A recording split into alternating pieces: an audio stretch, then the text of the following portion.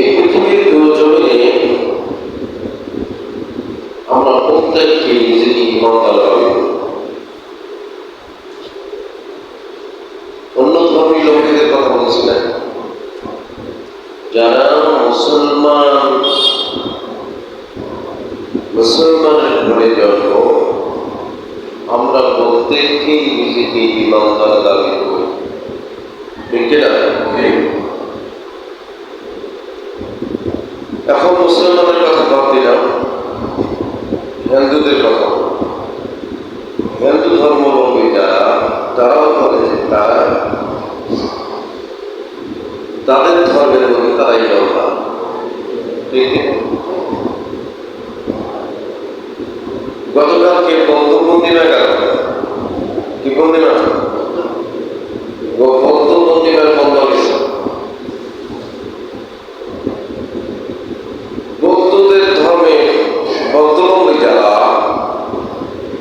তারা নিজেকে ইমানদার দাবি করেছে এবং তারা তাদের ধর্ম দাবির ক্ষেত্রে সরকারের কাছে একটা দিন ছুটি ধার্য করে কার্যকরিত করেছে। কথা বলতে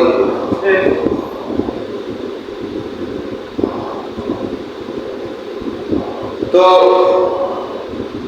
পৃথিবীতে যত ধর্ম আছে, প্রত্যেক ধর্মাবলম্বী প্রত্যেকের দেবতাগুলোকে অনুসরণ করে তারা নিজেকে পারফেক্ট করে।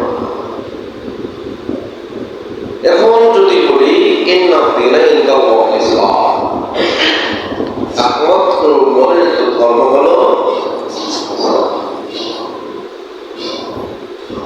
নট অনলি হিন্দু বলেন, বৌদ্ধ বলেন, খ্রিস্টান বলেন, যত আছে এই সমস্ত ধর্মের কোন অস্তিত্ব নাই। কিনা অস্তিত্ব? যাদের অস্তিত্ব নাই, তারা কেমনে কি করে তারা নিজেকে ইমানদার দাবি? যেমন ধরুন হিন্দুরা পূজা করে, কি করে? অবস্থা কি করে? পূজা কার করে? মূর্তি করে। কার করে? মূর্তি করে। মূর্তি কি দিয়ে তৈরি করে? মাটি, ঠিক কিনা? আর পাশের মধ্যে একটা কি? বাঁশ। পাশের মধ্যে কি? লাঠি না, বাঁশ। বাঁশ মানে একটা বাঁশের লাঠি, একটা মোটা পাতা পাশের মধ্যে ঢুকিয়ে দিয়ে ওটা দাম করে দিছে, জুড়ে জুড়ে মাটিতে দিয়ে সুন্দর তৈরি করে ওইটা মানুষের রূপে কালো করে তার দেবতা। কি মানে? যে দেবতা, যে মূর্তি, যে নিজেই তারা থাকতে পারে না, নিজে কি তারা থাকতে পারে না, তাহলে একজন মানুষ কি কেমন সে সহযোগিতা করবে? সম্ভব? এই জন্য আমার আল্লাহ সামথিং ১৩,০০০ বছর পূর্বে বলে দিয়েছেন, ইন্না দীনা ইনদাল্লাহিল ইসলাম, একমাত্র মনোনীত ধর্ম হলো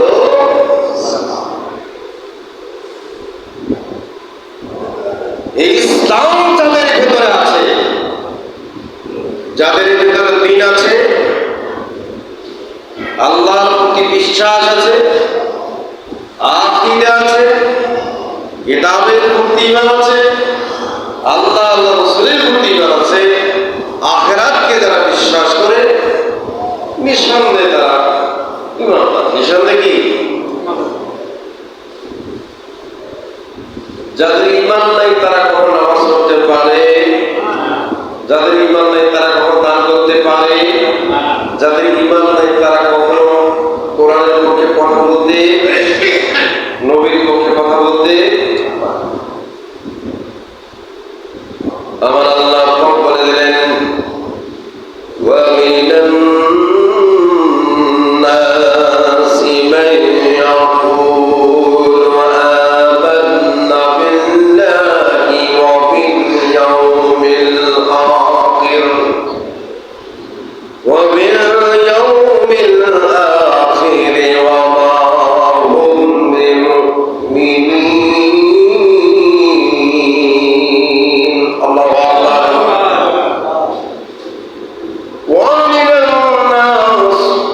কত লোক আছে মাইয়া কোন তারা বলে আমান্না বিল্লাহি, আমরা আল্লাহর প্রতি ঈমান করেছি, ওয়া বিল ইয়াউমিল আখির, এবং আখিরাতের প্রতি ঈমান করেছি, ওয়া মা হুম বিমুমিনিন, পরিকৃত পক্ষে তারা কিন্তু ঈমানদার নয়। কথা কার? তারা কিন্তু বলছে আমরা আল্লাহর প্রতি ঈমান করেছি, আখিরাতের প্রতি ঈমান করেছি, বলছে কিনা? আয়াত কি বলছে? ওয়া মিনান নাস, যে মানুষগুলো সর্বক্ষণ সবসময় বলে,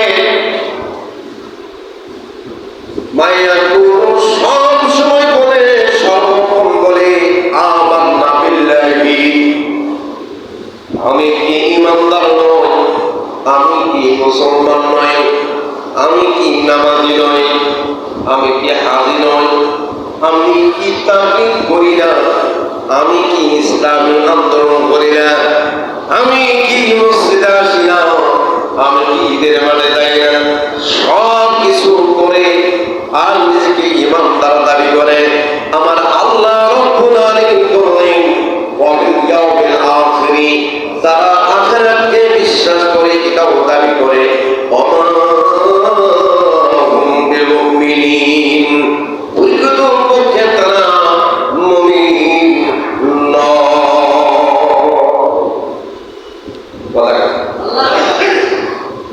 একটু খেয়াল করেন, কথায় কথায় বলে আমি নামাজ পড়ি না, তুমি দেখি না, আমি কি হজ করি না,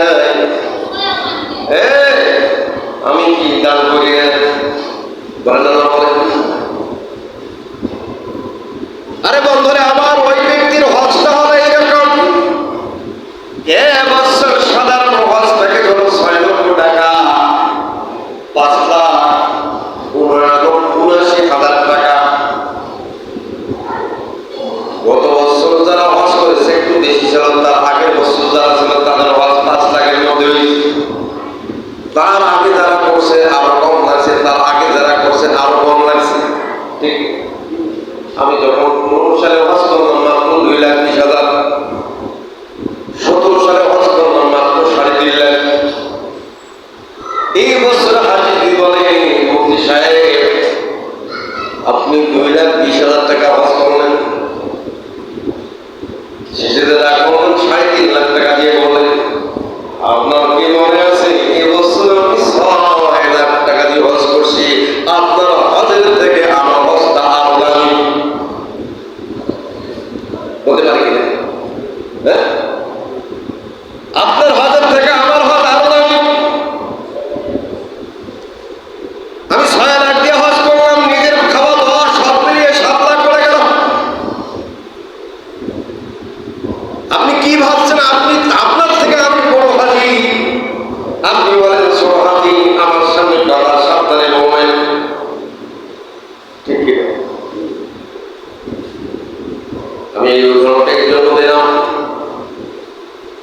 যারা কথায় কথায় নিজেকে বড় করে, কথায় কথায় নিজেকে মুমিন দাবি করে, কথায় কথায় নিজেকে মুসলমান দাবি করে, কথায় কথায় নিজেকে নেককার দাবি করে, পরহেজগারি দাবি করে, আমার আল্লাহ রব্বুল আলামিন বলেন যাদের ইবাদতের মধ্যে আল্লাহ সন্তুষ্টি নাই, ওই ইবাদত আমার কাছে গ্রহণযোগ্য নয়।